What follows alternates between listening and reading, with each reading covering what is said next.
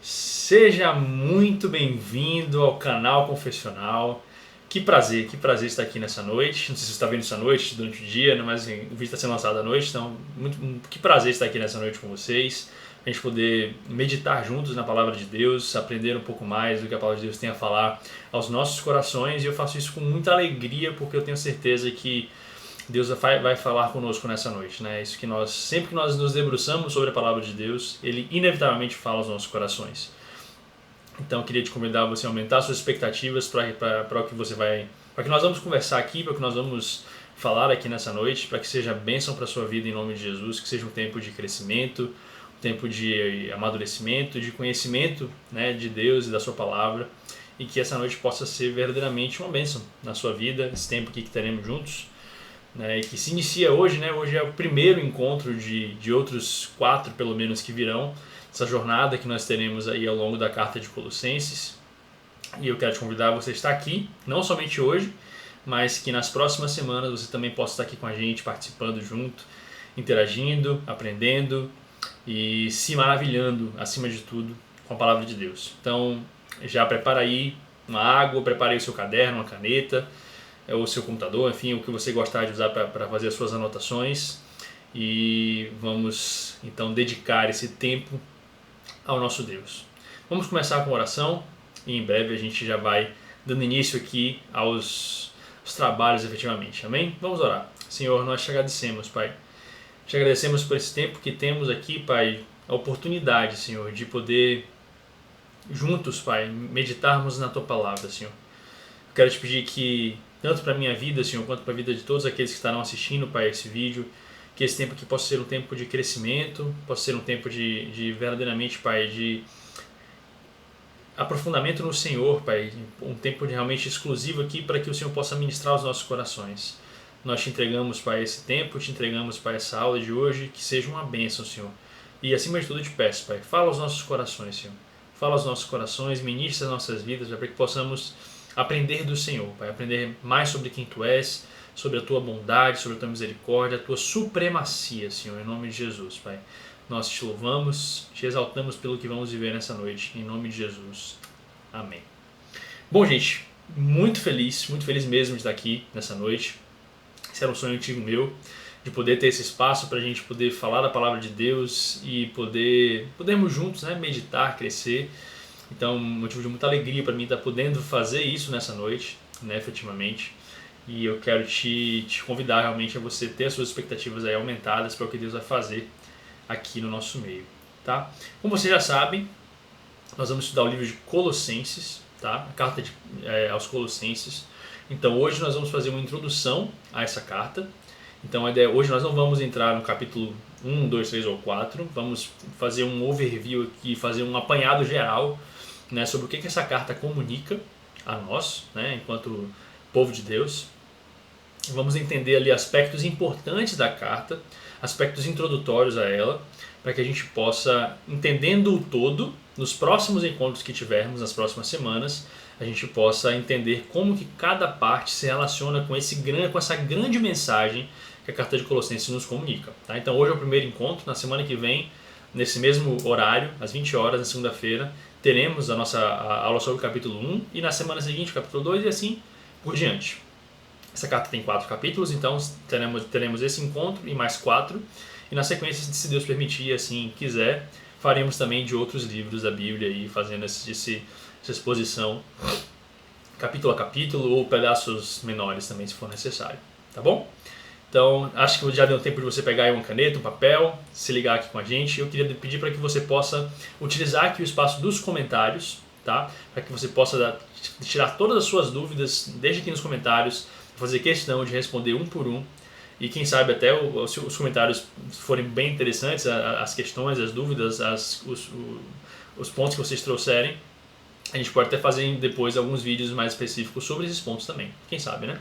Então, teve alguma dúvida? Deixa aqui no comentário. Tem alguma crítica, algum elogio a fazer também? Deixa aqui no comentário, deixa a gente saber como é que está sendo para vocês essa experiência, né, de fazer esse encontro aqui online e que possamos juntos aqui ter esse espaço de discussão. Sempre com sabedoria, né, sempre com parcimônia, com calma. Né? Eu creio que Deus vai usar esse espaço de forma poderosa, para que nós possamos edificar uns aos outros. Antes da gente começar, eu queria fazer algumas indicações de alguns materiais, todos eles vão estar descritos aqui embaixo, então você pode vir aqui na descrição desse vídeo, você vai encontrar todos esses materiais que eu vou citar aqui agora, tá? E são materiais para que você possa se aprofundar na carta aos Colossenses, tá? Então já vamos ter bastante material aqui sendo apresentado hoje, mas se você quiser dar uma aprofundada no que vai ser falado, conhecer as fontes, né, que nós estamos utilizando para montar esses materiais e para fazer essas exposições, você pode consultar aqui a legenda que estão todos lá. Mas resumidamente, nós estamos usando 2 introduções ao Novo Testamento, 3 na verdade, introduções ao Novo Testamento majoritariamente, tá? Usamos algumas outras também sim, de forma mais pontual, mas eu vou deixar todas elas aqui na descrição, tá? Então eu te indico fortemente, se você não é alguém que está envolvido, né, com a parte de ensino, se você não é um líder, né, de uma igreja, sei lá, que ensina em pequenos grupos, ou se você não é alguém que ensina na escola dominical, se você não é alguém que prega na sua igreja, se você está aqui mais para um conhecimento pessoal, talvez esses livros não façam tanto sentido, né, no seu caso. Talvez no seu caso seja melhor você, pensando em adquirir alguma coisa que vai te dar esse nível de informação, priorizar uma boa Bíblia de estudo, né? Uma Bíblia de estudo você vai ter tanto bons comentários, claro que de forma mais resumida, mas você vai ter também toda essa parte introdutória que nós vamos tratar hoje aqui, você vai ter lá toda ela descrita numa Bíblia de estudo. Né? Por exemplo, a Bíblia de estudo do Thomas Nelson, que é uma excelente Bíblia de estudo, você vai ter lá uma introdução muito boa a todos os livros da Bíblia e a cada seção também, tipo assim, você vai ter uma introdução ao Antigo Testamento, uma introdução ao Novo Testamento, você vai ter uma introdução às epístolas, e você também tem uma introdução a cada um dos livros. Né? Então, boas Bíblias de estudo vão te trazer esse material. Esse material ele é feito por especialistas em cada livro que a gente está estudando, tanto os comentários quanto as introduções. Então lá você vai ter muita coisa legal, muito recurso visual para você poder ver, mapas para você poder consultar e tudo mais. Então vale a pena adquirir uma boa Bíblia de estudo, tá? Para que você possa ter ela como sua parceira nessa jornada de conhecimento bíblico, tá bom? Mas se você quer dar um passo a mais, que é um pouco além da Bíblia de estudo, que já tem bastante informação, aí você pode consultar esses materiais que eu comentei, tá? Nós estamos usando aqui majoritariamente 3 introduções ao Novo Testamento. O que são introduções ao Novo Testamento? São livros que vão trazer esses aspectos introdutórios ao livro, como o nome já fala, né? Então ele vai discutir a autoria do livro, vai discutir a data em que o livro foi escrito, vai discutir o local em que o livro foi escrito, provavelmente, vai discutir contexto histórico que está envolvido ali com a escrita e com a mensagem do livro, vai discutir qual é a mensagem principal do livro, qual a teologia que está por trás daquele livro, né? E vai também trazer uma proposta aí de esboço, né, de divisão temática dentro do livro ali. Então normalmente a introdução vai se propor a isso, né, a trazer esse overview, esse resumão, digamos assim, né, do livro bíblico, ou de algum livro bíblico, ou de todo o Novo Testamento no caso. Né? Então nós estamos utilizando 3 introduções majoritariamente, estamos utilizando 4 na verdade, vou ser justo aqui com todas. Estamos usando a introdução ao Novo Testamento do Carson, Moore e do Morris, lançado pela Vida Nova. Estamos utilizando também a introdução ao Novo Testamento do Kostenberger, muito boa essa introdução ao Novo Testamento. Além de ser uma introdução, ela também tem uma pegada meio de teologia bíblica, então ela vai costurando ali a grande história que o Novo Testamento conta e vai mostrando como cada livro lida com essa grande mensagem. Né? Estamos também utilizando a introdução bíblico-teológica do Novo Testamento, lançada pela editora Fiel, que tem essa mesma proposta de ser tanto uma introdução quanto uma teologia bíblica ali do Novo Testamento. E estamos utilizando também, por último, o livro Foco e Desenvolvimento do Novo Testamento. Tá? Esses 4 livros são os que a gente mais utilizou aqui, especialmente nessa primeira aula, né, que é uma aula mais introdutória. E associado a isso, estamos usando também alguns comentários bíblicos, especialmente o comentário bíblico de Colossenses e Filemon do Douglas Moo e do J.K. Bill. Além dele, também vamos utilizar o comentário do William Hendrickson, se eu não me engano, lançado pela Cultura Cristã. Esses são os principais comentários que a gente está utilizando e pontualmente a gente vai utilizar um outro ali, e aí nas próximas aulas também eu faço esse reforço de quais comentários que a gente está utilizando. Tá bom? Mas todos os links de todos esses materiais que eu comentei estão aqui na descrição. Você pode vir aqui, você pode olhar depois com calma cada um deles. o que faz sentido para você ou não. Então você pode conhecer melhor esses contextos, esses materiais e ver o que se adequa aí à sua realidade. Tá? Mas por que eu faço essa ressalva logo no começo? Porque você vai ver que ao longo da nossa conversa aqui, do nosso bate-papo, da nossa aula, eu vou te citar algumas vezes, se você quiser se aprofundar mais nesse tema, consulta os materiais que estão aqui na descrição, então você já sabe quais são esses materiais, já está por dentro do que eu estou falando, tá bom? Então, dados esses recados todos iniciais, só queria deixar mais um recadinho antes da gente começar, que é, se você não está inscrito aqui no canal ainda, se inscreve aqui no canal, ativa o sininho, por favor, para que você possa ser notificado aí dos nossos próximos vídeos, dos nossos próximos encontros, né, para tratar aqui da Carta de Colossenses e do que mais a gente vier produzir por aqui. Então, já deixa aqui o seu like também, o seu gostei, já vai comentando aqui também e também não deixe de nos seguir lá no nosso Instagram. Tá? Nós temos o Instagram também, @confessionalcanal, você pode nos seguir por lá também, se você ainda não o faz. E também por lá a gente vai estar avisando sempre que postar alguma coisa nova e tudo que a gente for produzindo a gente vai estar comunicando por lá também. Tá bom? Último aviso, esse material ele vai estar disponível para vocês. Vai ter um link também aqui na descrição do vídeo, você pode olhar depois no final. E esse material que a gente está usando aqui hoje, esses slides vão estar disponíveis para vocês lá, poderem baixar e utilizar aí nos estudos de vocês. Tá bom? Sem mais delongas e sem mais avisos, vamos ao que de fato importa, que é estudarmos a carta de Paulo aos Colossenses. Eu já dei um spoiler aqui do primeiro tópico, que é justamente a autoria da nossa carta, tá? Mas esse é o nosso objeto de estudo, a carta aos Colossenses, e eu botei um subtítulo aqui que vai dizer muito do que nós vamos falar hoje, que é Colossenses e a supremacia de Cristo. Por que a supremacia de Cristo? Por que esse subtítulo está aqui? É isso que nós vamos descobrir muito em breve.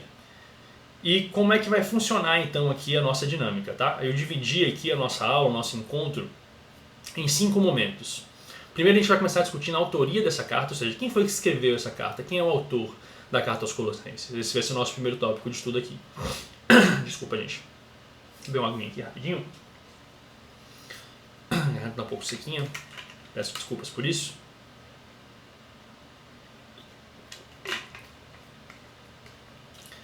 Vamos lá.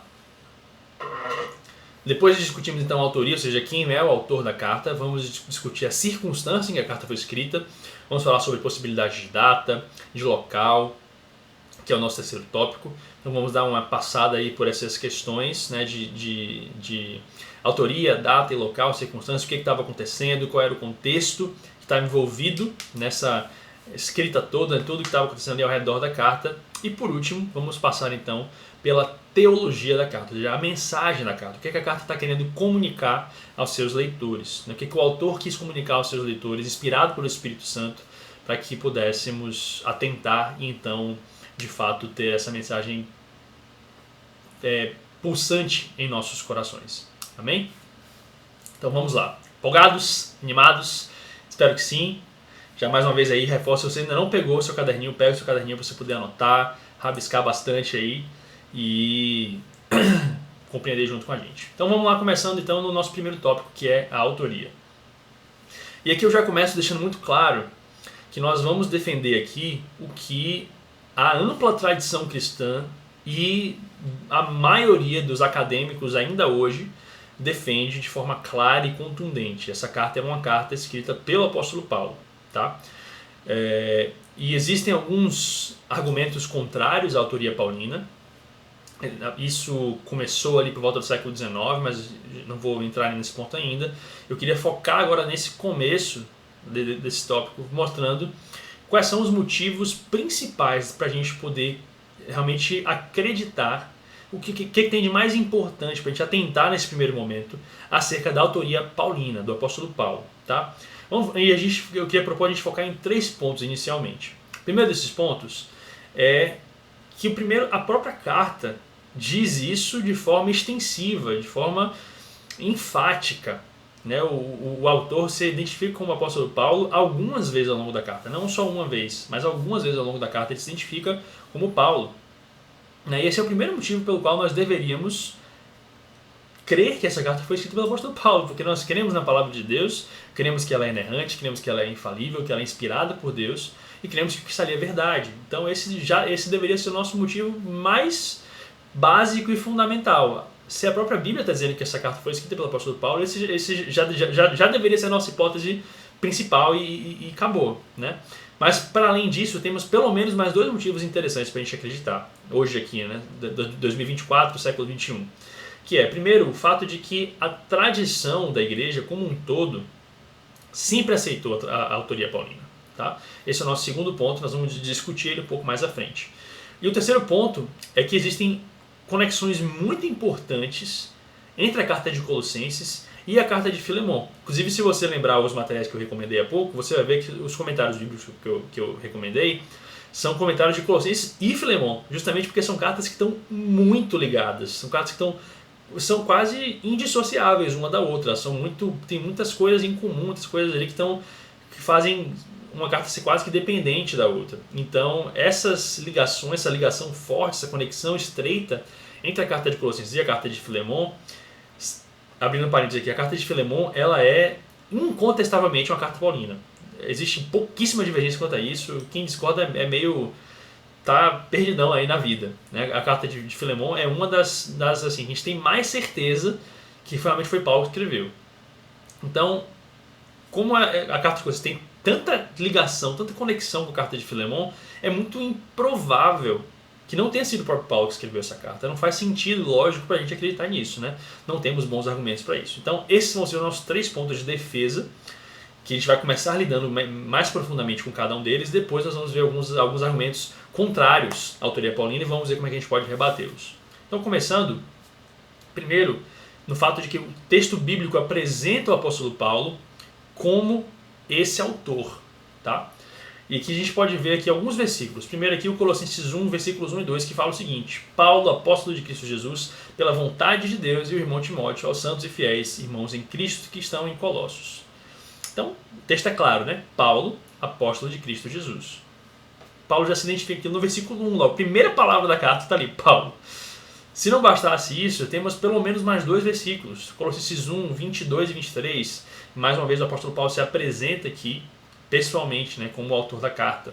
E também no Colossenses 4, 18, já no final da carta, já no encerramento, mais uma vez, a saudação é de próprio punho, ou seja, Paulo falou que ele mesmo está escrevendo de próprio punho aquela saudação, Paulo, e ele fala, lembre-se ainda das minhas algemas, porque, vamos discutir um pouco mais à frente, mas essa é uma carta que Paulo escreveu enquanto esteve preso. Tá, então, o relato bíblico nos conta que, de fato, essa é uma carta paulina, que foi o apóstolo Paulo que escreveu. Então, esse é o nosso primeiro argumento, e ele deve ser o mais importante, porque nós cremos e confiamos na integridade e na infalibilidade das Escrituras. Isso aqui para a gente é inegociável. Nós cremos que a Escritura é verdade, ela é verdade absoluta, ela é inerrante em todos os aspectos possíveis, né? Inclusive no que ela disse. Então, se a Bíblia está dizendo que foi o apóstolo Paulo, nós cremos que foi o apóstolo Paulo. Tá bom? Então esse é o nosso primeiro argumento e o mais importante na minha opinião. Segundo argumento que a gente comentou é que a carta ela traz similaridades muito importantes com a carta de Filemon, que, como eu já comentei, é amplamente reconhecido que a carta a Filemon é uma carta paulina, por diversas questões, né, que não vai dar para a gente destrinchar agora aqui todas elas, mas a carta de Filemon ela é incontestavelmente uma carta paulina. Tá? E depois, se você quiser se aprofundar um pouco mais sobre isso, tem os materiais que eu comentei aqui embaixo.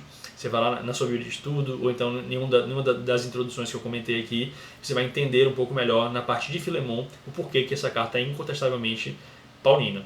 Mas em resumo, tem muitos elementos pessoais de Paulo ali, né? E muitos parceiros de Paulo, e o estilo de escrita é muito claramente paulino. Enfim, existe uma série de argumentos que notoriamente tornam Filemon uma carta paulina, de forma quase que incontestável. E Colossenses ela traz muitas similaridades temáticas, similaridades de escrita, de forma. Então é muito improvável que alguém conseguisse forjar de forma tão bem feita esses aspectos, né, para tornar essa conexão ali com a carta de Filemon tão latente. Então esse é mais um argumento a favor da autoria paulina que para a carta de Colossenses. E o terceiro, também um argumento muito importante, é que a ampla tradição da igreja sempre aceitou a autoria paulina. Desde a igreja primitiva, desde os pais da igreja, nós sempre vimos todo mundo que se referia a essa carta, se referindo a ela como uma carta do apóstolo Paulo à igreja de Colossenses, a igreja em Colossenses, a igreja em Colossos. Então a ampla tradição da igreja sempre atestou isso, desde os primórdios, desde as primeiras referências que nós temos historicamente a essa carta, nós vemos sempre a referência à autoria paulina dessa carta. Essa autoria paulina só começou a ser contestada lá pelo século XIX, então já muito recentemente essa carta começou a autoria paulina começou a ser contestada, ali quando começou o movimento do liberalismo teológico e tudo mais. Né, os teólogos alemães ali que começaram com essa parte mais liberal, foi quem começou a contestar então a autoria paulina dessa carta, alegando uma série de argumentos que se mostram ainda sem um sentido amplo e sem uma totalidade de sentido, que leva ainda o consenso acadêmico a fechar com a autoria paulina. Tá? E quais seriam então esses argumentos contrários à autoria paulina? Tem alguns, nós não temos tempo hábil aqui de lidar com todos eles, mas eu separei pelo menos 2, que seriam os principais. E eu queria lidar um pouco com eles, gastar aqui um pouco de tempo, mostrando para vocês o porquê que eles não se provam como efetivamente argumentos válidos. Tá? O primeiro deles é que a carta ela possui 34 palavras que não ocorrem em nenhum outro livro do Novo Testamento. E além disso, a carta possui 28 palavras que não aparecem em nenhuma outra carta de Paulo. Esse argumento parece um argumento forte, né? Tipo assim, poxa, Paulo usou ali, né, supostamente, quem não acredita nisso, usou ali 34 palavras que não ocorrem em nenhum outro livro da Bíblia e 28 palavras que não aparecem em nenhuma das suas outras cartas. É estranho uma pessoa que usar 28 palavras que nunca usou em nenhuma outra carta que escreveu, que está dentro do corpus ali, né? Paulino, que é como é chamado as cartas de Paulo ali no Novo Testamento. Mas temos bons motivos para explicar essas questões. O primeiro deles é que outras cartas de Paulo, ao serem analisadas, a gente percebeu que o número de palavras exclusivas que estava presente nessas outras cartas de Paulo não era significativamente diferente do que nós encontramos em Colossenses. Ou seja, existem outras cartas de Paulo que estão dentro do cânon bíblico, que tem uma quantidade de palavras que não aparecem nas outras cartas de Paulo também, muito similar ao que nós encontramos em Colossenses. Então esse número ele não é um número tão estranho, não é algo assim inusitado ou inovador, inesperado, né, nas cartas de Paulo. Então esse argumento ele se prova como não válido, né, só por conta disso. Para além disso, estudiosos aí da linguística determinam que para você conseguir de forma confiável determinar a autoria de um documento a partir da linguagem, você precisa ter pelo menos 10.000 palavras nesse documento para que você possa ter uma amostra grande o suficiente, significativa o suficiente, né, para poder afirmar com uma quantidade de certeza razoável que aquele documento é ou não é de um autor X. Isso não cabe aqui na carta aos Colossenses. Né? Nós não temos essa quantidade de palavras suficientes para comprovar com métodos atuais, né, que são bem rigorosos e confiáveis. Nós não temos rigor acadêmico para, utilizando só a carta aos Colossenses, fazer uma análise literária e determinar que ela é ou não é paulina. Então, a abordagem linguística não é ideal para a determinação da autoria dessa carta, porque ela é uma carta pequena, é uma carta muito curta.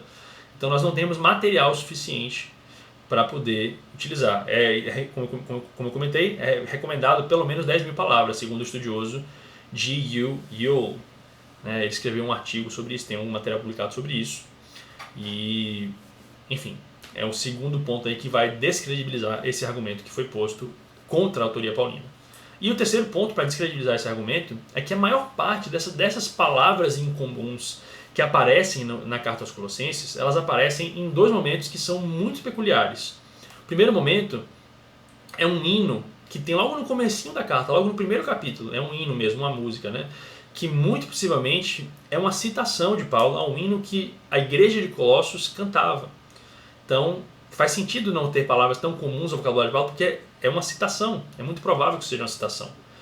E o segundo momento em que aparecem palavras quase que exclusivas é quando Paulo está tratando a famosa heresia colossense, que nós vamos falar mais sobre ela daqui a pouquinho.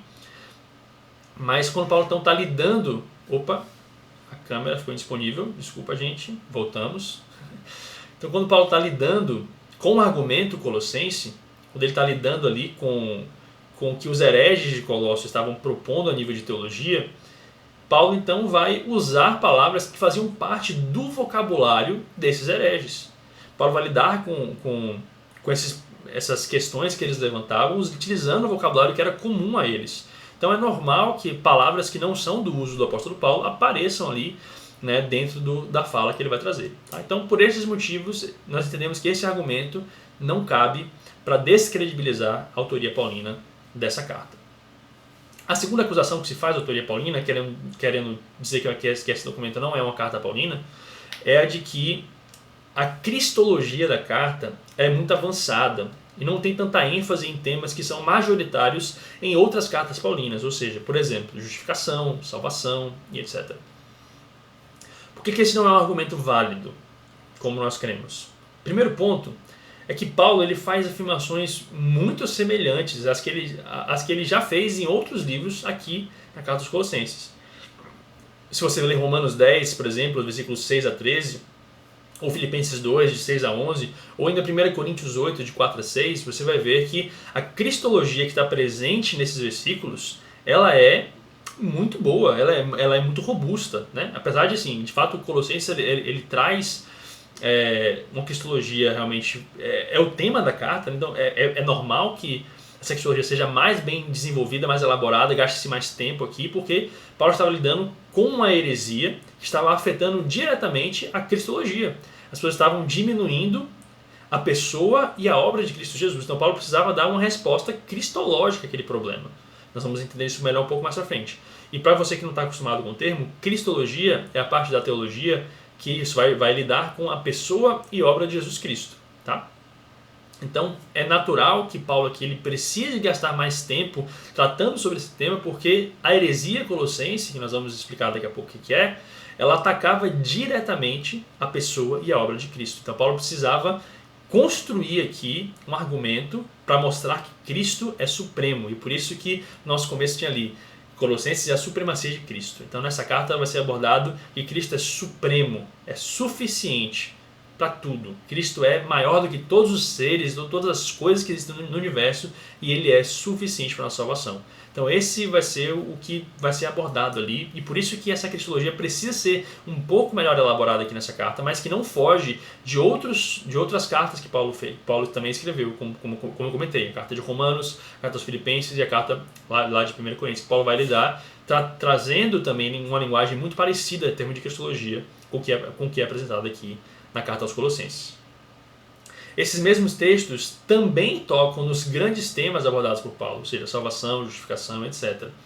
Então, Paulo vai tratar sobre esses temas também aqui. Só que, como eu comentei, isso é uma carta, né? É uma epístola, é uma carta. Paulo mandou uma carta para uma igreja. Deixa eu botar aqui agora, um pouquinho mais focado aqui em mim. Paulo estava escrevendo uma carta para responder um problema que estava acontecendo em uma igreja. Então, isso não é um tratado teológico aleatório, assim, solto no vento. Não, Paulo escreve essa carta com um objetivo. Ele precisava tratar uma situação que estava acontecendo em uma igreja. E essa situação envolvia uma cristologia. Então, ele precisava tratar majoritariamente sobre esse tema. Que não quer dizer que ele não, enfim, escreveu só sobre isso porque não é Paulo. Não, gente, é porque ele estava tratando um problema. Então, dizer que porque Paulo não aborda tanto outros temas nessa carta, essa carta não é dele, isso não faz sentido. A carta tem um propósito, ela tem um objetivo, ela queria resolver um problema específico e que tinha a ver com um tema mais cristológico. Ok? O terceiro ponto é justamente esse, né? Que o foco dessa carta era lidar com a heresia colossense, que será melhor explicado adiante. Logo, é esperado que ele foque nos temas que são relevantes ao combate desses falsos ensinos. Tá bom, gente? Até aqui tá tranquilo? Se tiver alguma dúvida, se tiver alguma pergunta que você queira deixar, use aqui embaixo os comentários, tá? Fique à vontade, o espaço é seu, você pode comentar aqui embaixo e em tempo oportuno eu vou estar respondendo um a um, assim que possível, tá? Mas a gente vai interagir bastante nos comentários, então fique à vontade, deixa aqui a sua dúvida, deixa aqui o seu comentário, se quiser contribuir com algo que a gente não falou, deixa aqui de curiosidade também para enriquecer aqui o nosso material, isso aqui é um espaço da gente, tá? É um espaço nosso, então fique à vontade para usar os comentários, tá bom? Vamos seguir? Vamos lá. Então nós fechamos aqui essa parte de autoria, né? E vamos agora para o segundo tópico da nossa aula, que é circunstância. Vamos falar um pouquinho sobre a circunstância que estava envolvendo ali a escrita da carta, né? Essa carta ela é conhecida como uma das cartas da prisão do apóstolo Paulo. Tá? O apóstolo Paulo ele ficou preso algumas vezes, né? Mas especificamente essa vez aqui ele estava preso em Roma. E existem também discussões sobre se foi em Roma ou não e tudo mais tal, mas a hipótese mais provável é que de fato ele estava preso na cidade de Roma. E isso aconteceu ali por volta do ano 60 depois de Cristo, mais ou menos. E foi nessa época, nessa prisão, durante esse tempo de prisão em Roma, que Paulo escreveu 4 das suas cartas, que estão no cânon do Novo Testamento. Então, além da carta aos Colossenses, que é essa que nós estamos estudando, Paulo também teria escrito nesse mesmo período, nessa mesma prisão, a carta aos Efésios, a carta aos Filipenses e a carta a Filemão, que nós já comentamos que tem muito a ver com a carta aos Colossenses. Então, Paulo estava preso, mais uma vez em Roma, e utilizou esse tempo para se corresponder com as igrejas que estavam ligadas ao seu ministério. Tá? E essa hipótese, né, de que a carta foi escrita de fato durante o período da prisão é a mais aceita, né, na história da igreja e hoje também no meio acadêmico. É um consenso que a hipótese mais provável. Né? A gente acha difícil que não tenha sido nessa prisão, porque por volta ali do ano 64, mais ou menos, depois de Cristo, essa cidade de Colossos foi destruída por um terremoto que abalou a cidade ali, aquela região, destruiu não só a cidade de Colossos, mas também a cidade de Laodiceia, que vocês devem conhecer também lá de outros livros da Bíblia, e também a cidade de Hierápolis, que eram cidades que estavam vizinhas ali, umas às outras. Então teve um grande abalo sísmico na época, lá por volta de 64 depois de Cristo, que destruiu essas cidades. Depois a Laodiceia foi reconstruída. Dizem que a Colossos também chegou a ser reconstruída em algum momento, mas o fato é que Colossos não faz sentido nós termos uma data tão tardia para essa escrita da carta de Paulo, né, em outras prisões posteriores, porque a cidade muito provavelmente já estaria destruída. Então, esse é um dos grandes motivos também para nós querermos que essa carta foi escrita ali por volta dos anos 60, o que casa muito bem com a prisão de Paulo em Roma. Tá? Então, por essa e outras razões, nós realmente entendemos que a melhor hipótese é que essa carta foi escrita em Roma durante o tempo de prisão de Paulo, ali por volta dos anos 60 depois de Cristo. E é bom a gente salientar, gente, que nós estamos aqui lidando com história, tá? Com documentos históricos, documentos antigos, e existe uma margem de incerteza aqui quanto a esses fatos que eu estou comentando aqui, tá? Nós trabalhamos com hipóteses e buscamos evidências arqueológicas e documentais para validar essas hipóteses. Então, de tudo que se tem hoje disponível, essa é a hipótese mais robusta, tá? Mas ainda assim, não temos 100% de certeza. Não posso bater aqui e falar, não, isso acabou, tal. É muito provável que seja, diante de todo o material que a gente já tem disponível aí, né, para ser consultado, mas temos que ter esse cuidado de não bater 100% em uma martelo, porque nós não temos como fazê-lo com 100% de segurança, tá bom? Então essa foi mais ou menos a circunstância que a carta foi escrita. Agora falando um pouquinho mais sobre a cidade de Colossos em si, como é que era aquela região, o que acontecia ali, de onde que era essa cidade e tudo mais e tal. Colossos ela ficava numa região chamada Vale do Lico. Lico era um rio que tinha naquela região, e Colossos ficava ali no Vale do Lico, ou seja, uma parte mais baixa ali, que hoje é onde fica a Turquia. Então você deve conhecer a Turquia. A cidade de Colossos ficava na região ali onde hoje é a Turquia. Né? A cidade de Colossos, ela já foi outrora, muito antes de Paulo escrever essa carta, ela era uma cidade muito importante. Já foi uma cidade muito importante economicamente para aquela região, ali da Ásia Menor. Né? Então, ela já foi uma grande potência têxtil, porque os pastores usavam as margens do rio Lico, ali, aquela região que tinha uma ampla vegetação disponível, né, para pastoreio das suas ovelhas, e essas ovelhinhas iam comendo, ficando gordinhas, gerando muita lã, e então existia uma grande indústria têxtil ali. Né? Claro que manufatura, né, não tinha maquinário naquela época, quando a gente fala indústria no sentido de produção, né? Então, mas existia uma produção de tecidos muito forte associados ali à criação desses animais na região do Rio Lico, por causa da fertilidade que se tinha a terra, graças à água que estava disponível ali, né? Então, ela foi uma cidade muito importante e, além de ser essa potência têxtil, ela ainda ficava na rota comercial da cidade de Éfeso, que era uma cidade próxima também à cidade de Colossos. A cidade de Éfeso é uma cidade litorânea, né? Então é uma cidade importante para comércio. e tinha uma rota comercial que saía de Éfeso e passava por Colossos, uma rota comercial importante. Então, esses dois motivos levaram a cidade de Colossos a ser uma cidade muito relevante economicamente na época, numa certa época. Só que o que aconteceu? O Império Romano chegou, depois de um tempo, e aí abriu-se uma nova rota comercial para a cidade de Laodiceia, que é uma cidade vizinha à cidade de Colossos, o que já tirou um pouco da relevância da cidade de Colossos. Laodiceia passou a ser então a capital de 25 distritos romanos, e aí aquela atenção toda que se tinha para Colossos já foi um pouco desviada ali para a cidade de Laodiceia, que roubou um pouco ali o seu protagonismo. E associado a isso ainda, a cidade de Hierápolis, que era outra cidade vizinha ali também ficou muito conhecida e muito famosa, roubando também um pouco ali da atenção da cidade de Colossos, porque ela era uma cidade que tem muitas fontes termais, então era um destino turístico muito forte na época. As pessoas iam para lá para descansar, para aproveitar aquelas águas quentes, né, termais ali, tudo mais e tal, e acabou sendo uma cidade meio que de luxo, um refúgio ali para pessoas muito ricas que iam para lá para curtir as águas termais e tudo mais e tal. Então Colossos ela já vinha perdendo seu prestígio há algum tempo, né, e também por conta de vários terremotos que tinham naquela região, foi pouco a pouco destruindo a cidade, destruindo aqui e tudo mais e tal. E com o tempo, a cidade acabou caindo em decadência. Fatalmente ela caiu em decadência. E na época que Paulo escreve a carta, Colossos já era uma cidade completamente irrelevante. Existem registros que falam, né, que chamam a cidade de Colossos como a pequena cidade, a cidadezinha. Né, já era completamente irrelevante naquela época. Né. O que é interessante, porque você imaginar que o apóstolo Paulo, né, e além do apóstolo Paulo, na verdade, né, que o Espírito Santo de Deus inspira o apóstolo Paulo a parar o que estava fazendo, lá ele na prisão, né, enfim, uma situação complicada, mas o Espírito Santo o inspira a escrever uma carta para uma igreja que fica numa cidade completamente irrelevante. O mesmo cara que escreve a carta aos romanos, para a cidade de Roma, né, cidade, né, proeminente e tudo mais, tal, também escreve uma carta para uma cidade completamente irrelevante na sua época e no seu contexto. Deus não está preocupado com a nossa relevância, com o que a gente tem a oferecer a Ele. Né? Na verdade, é Ele que tem algo a nos oferecer. Então, independente de quem nós somos, independente do que temos, ou do que podemos, ou do que temos de recurso, ou do que podemos gerar de recurso, Deus não está preocupado com isso. Deus ele quer os nossos corações. Deus ele quer um povo para si.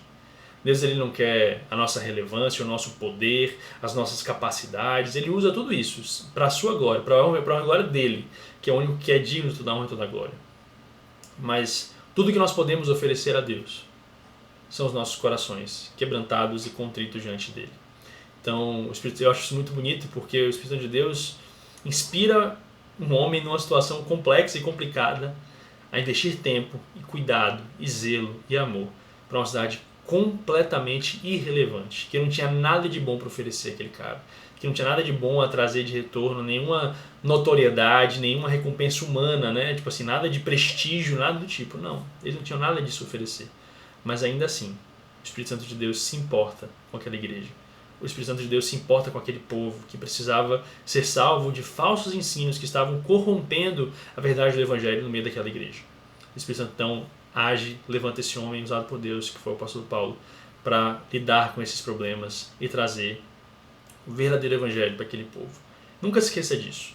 Nunca se esqueça que Deus ele não faz acepção de pessoas. Né? Deus não veio só para os ricos, só para os poderosos, só para os inteligentes, só para os famosos, só para os relevantes, só para os importantes. Não.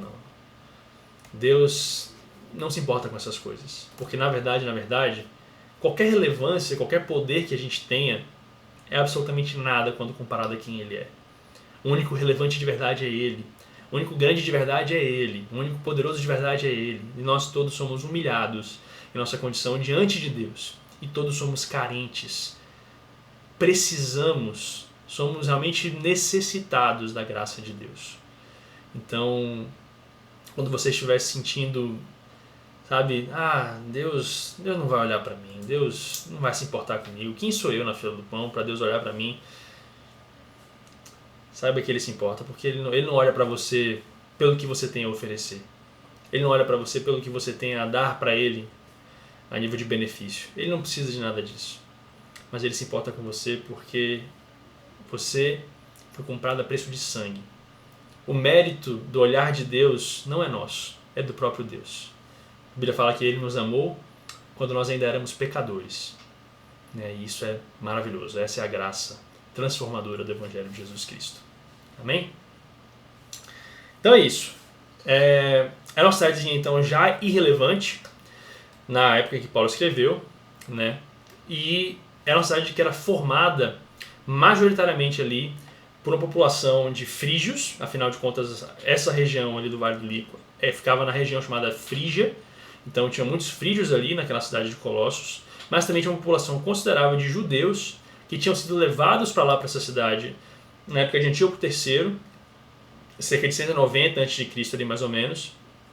Antíoco deportou alguns judeus para sair espalhando o povo, né, e uma população considerável de judeus foi mandada para essa região na época, então acabou se estabelecendo uma colônia judaica ali significativa, né, e também colonos gregos que habitavam ali naquela região. Então é uma cidade que tinha uma população bem mista, bem misturada, e isso contribui para uma miscigenação que vai envolver ali a religião também, que é a grande heresia colossense, que nós vamos falar já já.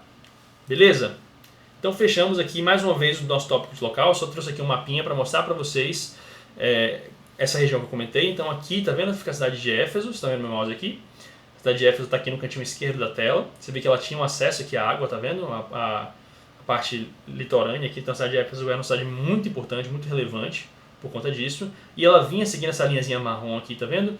Tinha essa rota que trazia aqui até a região do Vale do Lico, que tinha a cidade de Hierápolis, aqui, a cidade de Laodiceia aqui, e aqui ao finalzinho a cidade de Colossos, que seguia daqui depois para outros lugares. Então Colossos estava nessa rota comercial aqui da cidade de Éfeso para o restante aqui da Ásia. Então por isso que ela já foi uma cidade muito importante, mas perdeu espaço para as cidades vizinhas aqui de Hierápolis e de Laodiceia. Tá bom? Tranquilo até aqui? Alguma dúvida? Não se esqueça de deixar nos comentários e, mais uma vez, se você não nos segue ainda, já segue o canal, se inscreve, ativa aqui as notificações, deixa aqui o seu like também nesse vídeo para ajudar esse vídeo a chegar a mais pessoas, para que mais pessoas possam se encantar pela palavra de Deus juntamente conosco. Beleza? Então vamos nessa, vamos seguir agora para o nosso próximo tópico, que é o contexto, ou seja, como que era essa igreja lá de Colossos, né? O que estava envolvido ali naquela igreja, como é que era a galera lá, o que estava rolando, e enfim, por que Paulo decide escrever essa carta, o que estava acontecendo lá que motivou o apóstolo a escrever essa carta, a gente vai ver tudo isso aqui agora, tá? Bom, para começo de conversa, é importante que a gente entenda como é que essa igreja surgiu. Como é que surgiu a igreja lá em Colossos? Por que Paulo está escrevendo uma carta para lá? Será que foi Paulo que fundou essa igreja? O que Paulo tem a ver com Colossos? Como é que se dá essa relação aí entre Paulo e a igreja? O primeiro ponto é que Paulo não é o fundador da igreja de Colossos. Isso a gente tem certeza. Isso, inclusive, é dito na carta, né? A igreja de Colossos foi fundada por um homem chamado Epáfras. Ele é citado na carta algumas vezes como um líder da igreja, uma espécie de pastor ali da igreja, né? E foi ele que fundou a igreja. E por que Paulo então está escrevendo essa carta para Colossos e não esse Epáfras? Qual a relação de Paulo com a igreja de Colossos, Paulo com Epáfras? Como é que se dá essa questão aí? Epáfras, muito possivelmente, foi alguém que é fruto do ministério de Paulo em Éfeso. Paulo teve um ministério muito forte na cidade de Éfeso, como nós vimos ali, a cidade que ficava próxima ali da região de Colossos. Então, possivelmente Epáfras estava em Éfeso por algum motivo, e lá ele foi alcançado pelo ministério do apóstolo Paulo. E então, ao voltar para Colossos, porque ele é colossense, a carta diz isso, né? Que ele é um de vocês. Então, ao voltar para casa, depois de ser alcançado por Paulo lá em Éfeso, Epáfras então funda uma igreja lá na cidade de Colossos e assume um papel ali de liderança daquela igreja, como sendo o responsável por levar aquilo que ele ouviu de Paulo para a igreja em Colossos, né? E como nós já falamos anteriormente, Colossos era uma cidade com uma população bastante misturada. A gente acabou de falar tem pouco tempo. Então tinha galera da Frígia, tinha galera da Grécia, tinha os judeus, tinha uma população bem mista, sem contar também com os romanos que estavam dominando naquela época e tudo mais. Então isso tudo acabou gerando uma mistura meio indesejada, né, digamos assim, na compreensão do evangelho daquela igreja. né? O Epáfras chega trazendo o evangelho verdadeiro, pregado pelo apóstolo Paulo, explica aquilo tudo lá e o povo começa a querer inserir ao evangelho elementos que eram comuns às suas próprias culturas. Então tinha gente que era pagão, né? Os frígios, os gregos, tinham muitas religiões que tinham muitas experiências misteriosas, né? Coisas assim de ficar em êxtase, um negócio assim meio diferente, tudo mais e tal. E eles começaram a querer inserir essas coisas ali dentro. E por outro lado, nós tínhamos judeus que também estavam naquela região, que queriam inserir elementos do judaísmo dentro do evangelho, que já não cabiam mais, porque já estamos na nova aliança. Né? E por outro lado também tínhamos já... Opa, mais uma vez aqui a nossa câmera caiu, peço desculpas, só um minutinho, voltamos. Por outro lado também nós temos gregos que estavam ali, né? Que começaram a querer imputar também elementos filosóficos ao cristianismo que não pertencem ao cristianismo. Não é que o cristianismo é contrário à filosofia, não é isso, mas existem filosofias que são contrárias à fé cristã. Existem outras que são conciliáveis. Mas então, várias coisas foram começando a ser inseridas ali, criando meio que um novo cristianismo, um outro cristianismo, que não era o evangelho de fato verdadeiro. Né? E um ponto importante da gente entender aqui é que essa mistureba toda, né, acontece principalmente porque a cidade de Colossos ela tinha uma população que parece ser majoritariamente gentia. Por isso que vamos ter tantos elementos que são de religiões de mistério, são de religiões pagãs, de filosofias gregas e tudo mais, porque essa parcela gentia da igreja ela era muito significativa. O Douglas Moo, que é um comentarista que a gente está se baseando aqui principalmente, né, para a nossa exposição, ele argumenta que essa hipótese tem sentido por alguns motivos. Primeiro, Paulo descreve a conversão dos cristãos em Colossos em termos que são complicados de se aplicar a cristãos judeus. Por quê? Olha só alguns exemplos. Colossenses 1, versículo 12, ele fala: "E sempre deem graças ao Pai, que Ele os capacitou para participarem da herança que pertence ao seu povo santo, aqueles que vivem na luz." Ou seja, isso aqui é claramente uma referência judaica, ou seja, Deus capacitou alguém que não participava da herança judaica. Ou seja, mostrando que possivelmente ele estava se dirigindo majoritariamente a um público gentil. Né? Um outro versículo, né, Colossenses 1, 21. "Isso inclui vocês, que antes estavam longe de Deus e eram seus inimigos, dele separados por seus maus pensamentos e ações." O povo judeu ele não estava necessariamente longe de Deus. O cristianismo ele não veio dizer que agora eles adoram um outro Deus. Não, é o mesmo Deus dos judeus, só que agora o Messias chegou. A diferença é essa. Então não é que eles estavam longe de Deus, eles só precisavam reconhecer que o Messias que eles aguardavam chegou. Então isso parece se aplicar mais a um contexto gentil do que a um contexto judaico. Né? E um outro versículo ainda diz que aquele povo a quem Paulo se dirige na carta vivia alguns pecados, como por exemplo, imoralidade sexual, impureza, que não eram pecados comuns aos religiosos judeus, digamos assim. Né? É claro que, enfim, existiam judeus que também caíam nessas coisas, mas em geral o povo judaico era um povo muito moralista, né? Tinha uma moral muito correta, muito justa, né? Pela lei de Deus e tudo mais.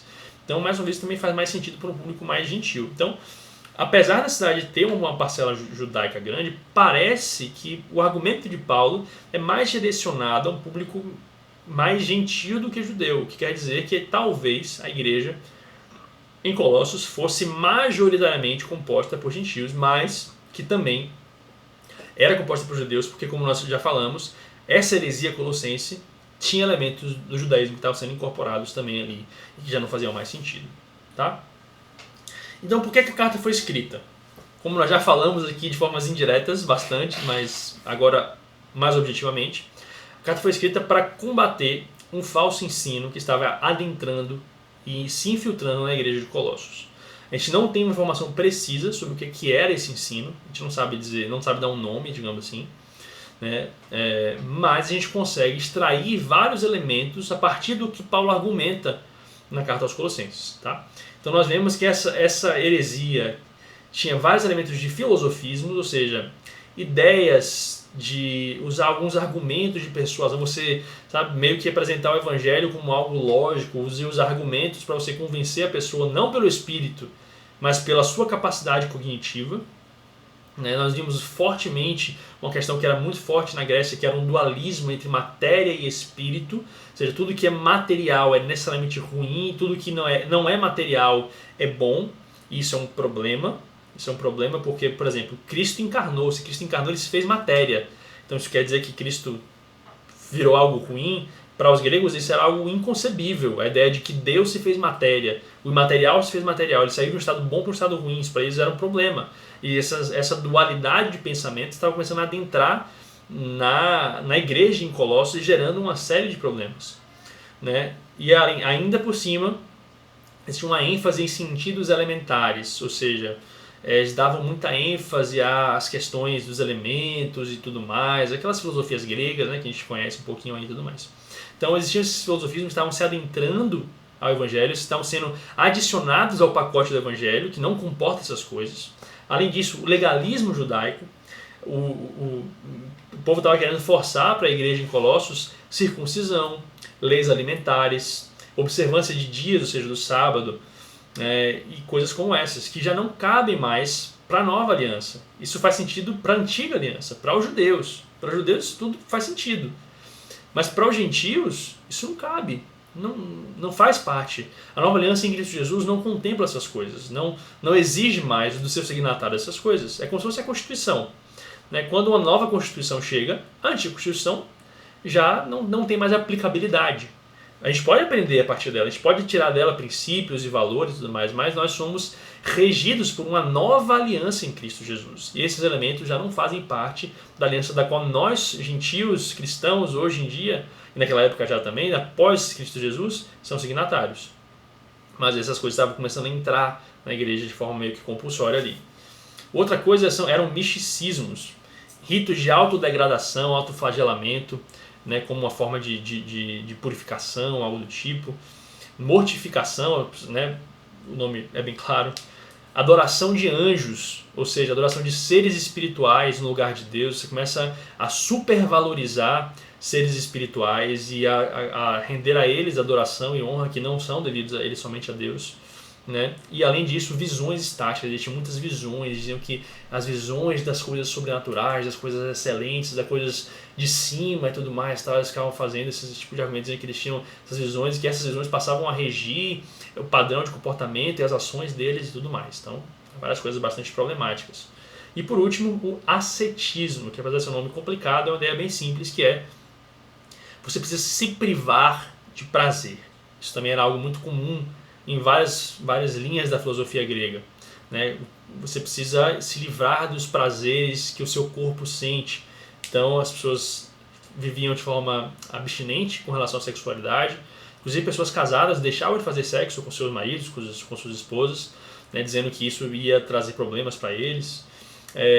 Pessoas deixavam de comer porque diziam que comer dava prazer, eles não podiam sentir prazer no corpo, porque isso não era bom. E inclusive restrições de contato uns com os outros, porque também na comunhão, na amizade, você sente prazer e tal, então você precisa viver isolado, como um ermitão ali sozinho, sem roupas, sem nada, viver simples, viver o mais simples possível para que você possa alcançar uma elevação espiritual e coisas desse tipo. Então tudo isso estava sendo inserido ao Evangelho, e isso não é o Evangelho. Não é isso que o Evangelho traz para nós. Então, essa era a grande heresia colossense. Nós não sabemos definir um nome para isso, não temos nenhum estatuto do que estava se fazendo ali, nenhum escrito que normatizava efetivamente tudo isso num pacote, mas Paulo lida com todos esses temas de forma muito contundente na sua carta aos Colossenses. Então nós sabemos que esses elementos estavam presentes ali naquela carta e o Evangelho não comporta essas coisas. E Paulo vai argumentar a partir de quem Cristo é contra todas essas coisas. Isso que é maravilhoso nessa carta. Paulo não vai simplesmente sair rebatendo uma por uma ali, ponto a ponto, montando toda uma teologia complexa. Não. Ele usa Cristo. Ele usa Cristo como sendo supremo e superior a tudo que existe. E a partir da supremacia de Cristo é que Paulo vai desmistificando todas essas coisas e trazendo de volta a igreja de Colossenses ao cerne do Evangelho, que é quem Cristo é e o que ele fez na cruz do Calvário. É a partir de quem Cristo é, da excelência e da suficiência de Cristo, que todas essas mentiras, essas coisas que são estranhas ao Evangelho, são desfeitas para que, de fato, a gente possa construir sobre uma base sólida uma ideia correta do que é o Evangelho de Cristo Jesus. Tá bom? Ficou com alguma dúvida? Deixe aqui no comentário que a gente responde depois. Beleza? Como eu comentei, então, esses elementos eles são extremamente coerentes com a pluralidade de pessoas e de culturas que existia lá em Colossos, né? Uma vez que tem elementos da filosofia grega, do judaísmo, religiões de mistério e etc. E diante dessa situação toda, Epáfras, nosso querido Epáfras, que a gente comentou, que era o líder da igreja, ele se vê sem saber o que fazer. Ele se vê ali perdido, não sabia como combater essas coisas que estavam aparecendo e surgindo no meio da igreja. Então o que ele faz? Ele vai até Paulo, que estava preso lá em Roma. Então Epáfras sai lá de Colossos, vai até Roma para encontrar com Paulo e para pedir a ele conselho sobre como lidar com essas coisas, né? Só que o que acontece? Epáfras fica preso em Roma. A gente vê isso lá em Filemon. Diz que Epáfras se torna companheiro de algema de Paulo. E então Paulo decide escrever a carta para lidar com essas coisas que Epáfras leva até Paulo. E quem leva essa carta à cidade de Colossos não é o próprio Epáfras, porque ele estava preso, né, passou a ficar preso junto com Paulo. Quem leva essa carta é Tíquico, que está lá em Colossenses 4, no versículo 7, vocês vão ver lá depois. Então, dessa forma, a carta tem o objetivo de lidar com essa heresia colossense que estava sendo formada. E para fazer isso, Paulo estabelece Cristo como resposta definitiva e suprema sobre tudo o que existe.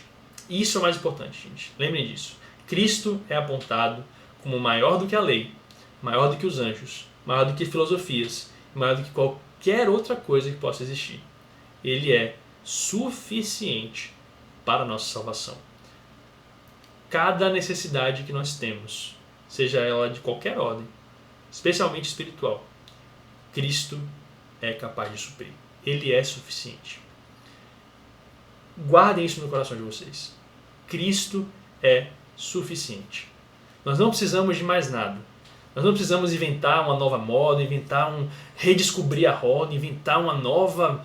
Meu Deus, precisamos atualizar a Bíblia, precisamos... Não, temos que revolucionar o Evangelho, porque... Não. Nós precisamos de Cristo. E Cristo está plenamente revelado nas Escrituras. Nós temos tudo o que nós precisamos. Ninguém precisa inventar nenhuma revelação nova, não precisa trazer nenhuma novidade de experiência, algo revolucionário dentro do Evangelho. Nós não precisamos de nada disso. Nós precisamos de Cristo. Precisamos de Cristo Jesus, revelado nas Escrituras. Cristo que veio a esse mundo como homem-Deus, morreu em morte de cruz, ficou 3 dias morto e ressuscitou ao 3º dia, foi assunto aos céus e hoje vive, reina ao lado de Deus Pai. É disso que nós precisamos. Cristo. Cristo é tudo o que nós precisamos. E é isso que essa carta vai tratar. Vai mostrar que Cristo é suficiente para a nossa teologia, para a nossa vida, para a nossa conduta, para a nossa fé, para a nossa salvação. Cristo é suficiente. Nós não precisamos de mais nada. Não precisamos de outro ser para adorar. Não precisamos de outra experiência além de Cristo. Não precisamos de mais nada. Cristo é suficiente. Essa é a mensagem principal da carta aos Colossenses. E agora vamos detalhar um pouco mais essa mensagem aqui, entrando e tentando meio que sintetizar essa mensagem numa carta e numa estrutura que a carta segue. Tá? Então, se a gente tentar sintetizar tudo isso que eu acabei de falar em uma frase, eu gosto muito da proposta que o Carlos Oswaldo trouxe no seu livro Foco e Desenvolvimento do Novo Testamento, que ele traz a seguinte frase: promover dedicação exclusiva a Cristo como cabeça todo suficiente da igreja ao confrontar as suas perfeições com o falso sistema religioso que era ensinado em Colossos. Esse é o propósito da carta, esse é o objetivo da carta, essa é a ideia, foi por isso que Paulo escreveu. O Kostenberger também tem uma frase muito legal tentando sintetizar a ideia do livro, tentando sintetizar a mensagem da carta aos Colossenses. Ele fala que Cristo é completo de todas as maneiras e, portanto, os crentes, nós e o povo de Colossos, também são completos em Cristo. Se nós estamos em Cristo, inseridos nele, enxertados nele, nós também somos completos. Porque se Cristo é completo e nós estamos nele, nós somos completos. Não precisamos de mais nada. Temos tudo o que nós precisamos. Ambas essas propostas resumem bem aqueles que são os versículos-chave dessa carta. Essa carta tem um pacote de versículos que é ali o suco da carta, sabe? É aquela coisa principal, de mais... Se pudesse resumir a carta em alguns versículos, seria isso aqui, que está lá no capítulo 2, versículos de 6 a 10, que diz o seguinte: portanto, assim como vocês receberam Cristo Jesus, o Senhor, ou seja, como vocês estão em Cristo, inseridos em Cristo, continuem a viver nele, estando nele enraizados e edificados, e confirmados na fé, como foi ensinado a vocês, crescendo em ação de graças. Tenham cuidado para que ninguém venha a enredá-los com sua filosofia e vãs sutilezas, conforme a tradição dos homens, conforme os rudimentos do mundo. Essa palavra rudimentos tem uma ideia, é algo meio místico, misterioso, que aquele povo da religião de mistério ele gostava. Os seres espirituais, os rudimentos ali, aquelas coisas. Então, não se deixe levar por essas filosofias e vãs sutilezas, conforme a tradição humana, a sabedoria humana, e nem conforme os rudimentos do mundo, essas coisas místicas e misteriosas e tudo mais, e não segundo Cristo.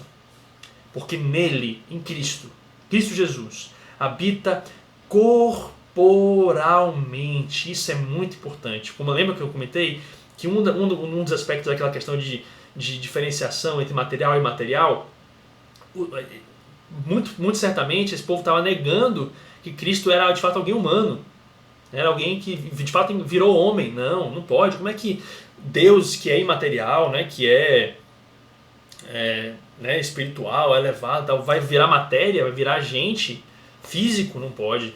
Ele era no máximo ali um holograma, sei lá, tal, alguma coisa assim.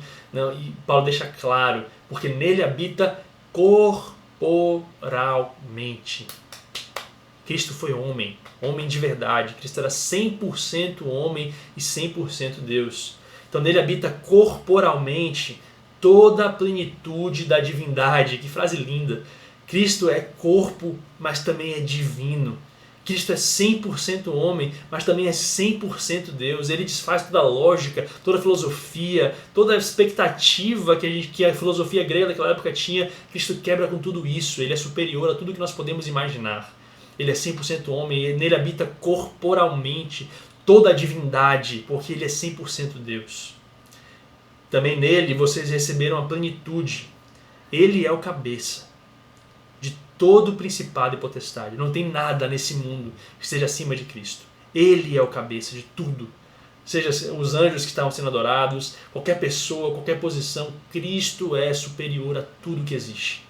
Ele é a cabeça, ele é o lugar de controle, de governo, de soberania sobre tudo que existe. Esse pedaço da carta, versículos 6 até o versículo 10 do capítulo 2, é o principal aqui da carta. São os versículos-chave para a gente compreender bem a mensagem da carta. Se a gente pegar esse pacotinho aqui, tudo vai se relacionar com isso aqui. Tudo que foi dito antes e tudo que Paulo vai dizer depois deriva disso aqui. Esse aqui é o pacote principal da carta. Se a gente entender isso aqui, a gente vai conseguir lidar bem com o restante que vai ser argumentado. Então, tentando trazer aqui uma proposta de estrutura da carta, como é que Paulo organizou ali as ideias, como é que a carta está dividida ali mais ou menos, a gente tem uma proposta aqui, uma possibilidade de organização, que é a seguinte. A carta começa com uma pequena introdução, que vai fazer uma abertura ali dos versículos 1 e versículo 2, depois vai partir para a ação de graças, né, pelos frutos do Evangelho de Cristo no meio dos Colossenses. Isso vai do versículo 3 até o versículo 8, e não só no meio deles, mas também na igreja como um todo. Também você vai ver que Paulo vai falar sobre outros lugares também pelos quais o Evangelho tem sido pregado e pregado com sucesso. Depois ele avança então para o corpo, né, para o desenvolvimento da carta em si. E ele vai dividir aqui o seu argumento em dois pedaços principalmente. O primeiro pedaço é a centralidade de Cristo e a heresia colossense, como é que essas coisas elas se relacionam, como é que a centralidade de Cristo combate essa heresia colossense. Isso vai ser ali do capítulo 1, versículo 9 até o capítulo 2, versículo 23.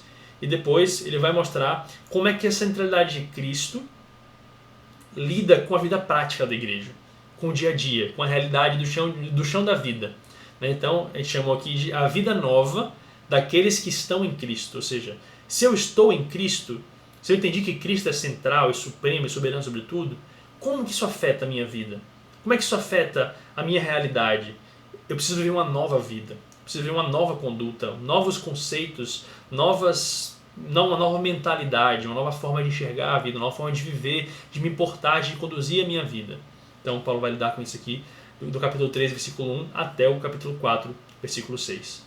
Depois, então, partimos para o encerramento da carta, que Paulo vai fazer algumas recomendações e saudações ali finais, do versículo 7 até o 14 do capítulo 4. Depois ele vai dar algumas pequenas instruções finais, versículos 15 a 17, e por fim, a sua saudação final e a sua bênção apostólica, versículo 18. E aqui se encerra a carta aos Colossenses. Então, essa é a distribuição temática, digamos assim, da carta, dentro dessa grande mensagem que nós vimos, que é a supremacia de Cristo sobre tudo. Mas Paulo vai dividir então seu argumento aqui dessa forma, trazendo aqui uma abertura, um desenvolvimento do seu argumento, abordando a supremacia de Cristo e o efeito disso na vida cotidiana, na vida da igreja. E depois vai então fazer o seu encerramento, as suas considerações finais. E como é que isso tudo fecha a conta pra gente aqui? Pra gente hoje aqui, 2024, eu e você aqui vendo esse vídeo, o que isso tem a falar com a gente? Primeira coisa que eu queria deixar claro aqui, mais uma vez, a gente já frisou isso bastante aqui ao longo do vídeo, mas eu queria deixar isso mais uma vez aqui para vocês. Cristo é suficiente. Guarde isso no seu coração. Se de tudo que eu falei aqui nessa noite, você puder lembrar só uma coisa, lembra disso. Cristo é suficiente. Nós não precisamos inventar novos sacrifícios. Não precisamos buscar meios de autojustificação. Nós não precisamos acessar segredos ocultos a fim de chegarmos a Deus. A gente não precisa de uma dieta específica ou de dias de adoração. Também não precisamos direcionar nossa devoção a qualquer outro ser que não Cristo. Cristo, e somente Ele, é superior a tudo isso. Guarde isso no seu coração, porque o nosso coração ele tende naturalmente a viver o contrário disso. A gente sempre quer buscar uma coisinha diferente, uma resposta mais rápida, uma sensação diferente, um quentinho no coração, sabe? Sempre quer buscar uma experiência, uma forma de validar os nossos sentimentos quando a gente quer inovar na nossa fé. É por isso que a gente tem a água ungida do Jordão, um pedaço da cruz de Jesus, um pedaço da Arca de Noé, e deixar a Bíblia aberta no Salmo 93, e muita superstição gospel que tem por aí, tentando adicionar coisas ao Evangelho, mas a gente não precisa de nada disso. A gente não precisa pagar penitência, a gente não precisa se flagelar, ficar dando chicotado em si mesmo, ficar se batendo, se martirizando. Não. Cristo é suficiente. Cristo é tudo o que nós precisamos. O preço pelo nosso pecado já foi pago na cruz do Calvário. Ele pagou o preço. Só Ele poderia pagar. E Ele pagou. Glória a Deus por isso. Cristo é suficiente. Ele é tudo o que nós precisamos. Lembra do que diz o versículo 9 do capítulo 2, que nós lemos há pouco? Nele habita corporalmente toda a plenitude da divindade. E também nele vocês receberam a plenitude. Nós recebemos a plenitude em Cristo Jesus. Nele nós somos plenos. Nele nós não temos falta de coisa alguma, como diz o salmista. O Senhor é meu pastor, de nada terei falta. Se eu estou em Cristo, sendo cuidado por Ele, zelado por Ele, pastoreado por Ele, guardado por Ele, protegido por Ele, eu não tenho falta de coisa alguma, porque Ele é tudo que eu preciso. Ele é tudo que eu posso precisar nessa vida. Se eu tenho a Cristo, eu tenho tudo. Ainda que aos meus olhos eu não tenha nada, ainda que às vezes as circunstâncias pareçam dizer aos nossos corações que nós não temos nada, que nós estamos soltos da nossa própria sorte, nós temos a Cristo. E se temos a Cristo, nós temos tudo o que nós precisamos. Confie nessa verdade. Não precisa adicionar nada à sua fé, não precisa de um ritual místico, não precisa de uma nova forma de pensar. Não existe um segredo oculto que só pessoas elevadas podem alcançar, um nível de espiritualidade a mais. Não. Cristo morreu na cruz para que nós tivéssemos livre acesso a Deus. Não tem nada oculto, não tem segredo nenhum que precisa ser descortinado. O segredo que tinha que ser descortinado já foi. É Cristo em nós, a esperança da glória. É o véu que foi rasgado quando ele foi pendurado naquele madeiro e nos deu livre acesso ao Pai. É isso que nós precisamos. Nós precisamos de Cristo, estarmos seguros nele, seguros de que nele existe tudo que nós poderíamos desejar na vida. Então não deixe o seu coração te enganar, tentando trazer para você a ideia de que você precisa de algo a mais do que Cristo. Não, eu sei que eu tenho Cristo, mas eu preciso de algo a mais. Eu preciso pagar um preço a mais. Eu preciso me martirizar. Não.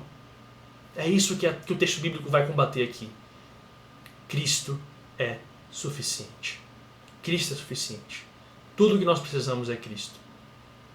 Não corra atrás de novidades, de novas revelações, de ensinos revolucionários, experiências incomuns.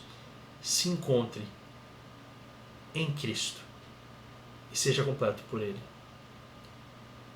Como é que eu encontro a Cristo? Como é que eu me encontro em Cristo? Busque a palavra de Deus. Porque a palavra de Deus não é só um livro. A Bíblia não é só um livro.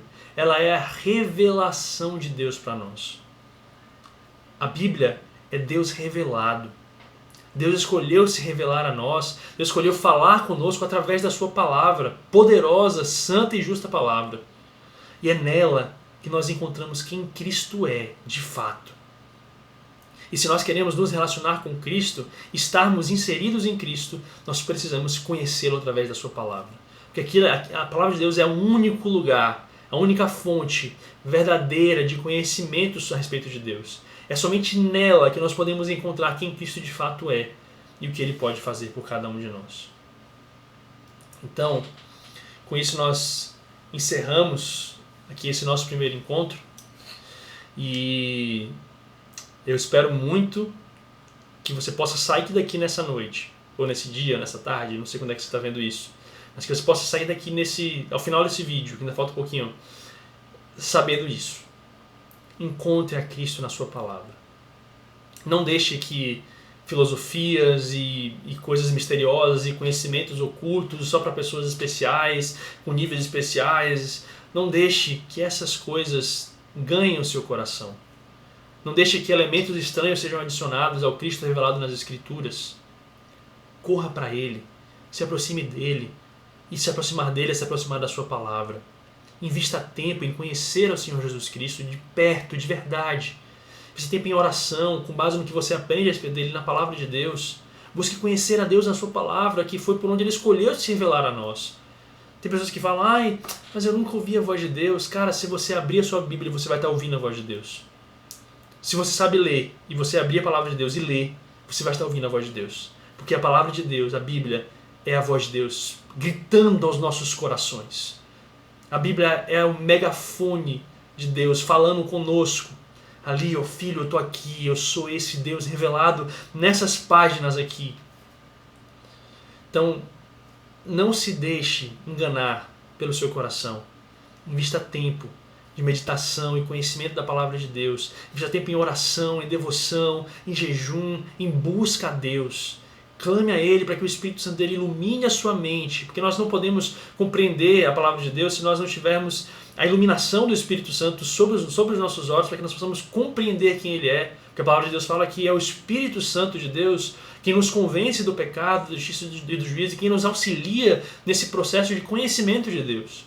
Então clame ao Espírito Santo de Deus por capacitação para que você possa, ao mergulhar na palavra de Deus, encontrá-lo de verdade, encontrá-lo como Ele escolheu se revelar, conhecer o Deus que fala a respeito de si mesmo e se revela para você e para mim, e que você possa se relacionar com esse Deus, esse Cristo, que é supremo e superior a tudo que existe, que é supremo e soberano sobre todo o universo, que governa todo o universo, que é o cabeça de todo o principado e potestade, que está acima, que tem o governo, o controle de tudo que existe nesse mundo, porque Ele é Deus. Que você possa se maravilhar com esse Cristo e ser encontrado nele, e nele encontrar plenitude e alegria para viver essa vida de forma justa, santa e agradável a Deus. Em nome de Jesus. Que alegria chegar até aqui. Se você está aqui até o final, glória a Deus por isso. Eu espero de verdade que você possa ter aprendido alguma coisa, que isso possa ter sido bênção para a sua vida e que você possa, se teve alguma dúvida, se quer deixar algum comentário, alguma sugestão, mais uma vez o comentário aqui é o seu espaço, é o espaço para a gente trocar ideia, para a gente conversar. Deixa aqui nos comentários, fala aqui o que você não entendeu direito, a gente vai interagir aqui nos comentários, tá? E, mais uma vez, comece desde já a ler a carta. Então pega agora capítulo 1, capítulo 2, capítulo 3, capítulo 4, vai se familiarizando, vai ficando íntimo do texto. E na semana que vem nós estamos de volta aqui com o capítulo 1. Vamos ler versículo a versículo e vamos sair explicando ele direitinho, passo a passo, para que você possa compreender todo o capítulo 1, na sequência do capítulo 2 e assim por diante. Espero que tenha sido bênção para a sua vida. E antes de você ir embora, queria só fazer mais uma oração agradecendo ao Senhor por esse tempo que tivemos aqui juntos. Senhor Jesus, muito obrigado. Obrigado porque nós podemos hoje, Pai, compreender um pouco mais da Tua Palavra, podemos aprender um pouco mais sobre como o Senhor escolhe se revelar a nós, Pai. Como o Senhor escolhe, Pai, realmente, Pai, nos fazer conhecedores de Ti, Senhor. E como, ao partirmos para Te conhecer, nós encontramos um Cristo soberano, um Cristo supremo, um Cristo excelente, um Cristo que supera tudo aquilo que nós jamais imaginaríamos, Senhor, ser capaz de existir. Obrigado porque o Senhor é esse Deus, Pai. Obrigado porque o Senhor é esse Deus excelente, supremo, perfeito, santo, justo, fiel, poderoso e grandioso, Senhor. Obrigado porque o Senhor é supremo, Senhor, porque não existe nada, Senhor, nesse mundo, Pai, nesse universo, Senhor, que possa sequer ser comparado ao Senhor, Pai, em nome de Jesus. Peço que essa certeza fique em nossos corações, Pai, no meio de todos aqueles que estão nos ouvindo, Pai, através desse vídeo, Senhor, em nome de Jesus, Pai. Que todos nós possamos, Pai, de fato termos o nosso coração maravilhado por quem Tu és, Senhor. Que nós nos contentemos em saber que temos ao Senhor e que se temos ao Senhor, nós temos tudo o que nós precisamos, Pai, porque o Senhor é suficiente para nós, Pai, em nome de Jesus. Abençoa cada uma das pessoas que está assistindo esse vídeo conosco e que todos nós possamos, Pai, sempre, Pai, sermos encontrados fiéis a Ti, Senhor, porque somente o Senhor é o Deus poderoso, Pai. Em nome de Jesus, amém. Que Deus te abençoe grandemente. E não esqueça de que na semana que vem, mesmo horário, às 20 horas, nós temos um encontro marcado aqui para falarmos sobre o capítulo 1 da Carta aos Colossenses. E vai ser um tempo muito proveitoso, de muito crescimento e edificação para todos nós, em nome de Jesus. Se inscreve aqui, ativa o sininho, deixa aqui o seu like, nos segue lá também no Instagram, @confessionalcanal. E é isso, que Deus te abençoe e até a próxima. Valeu!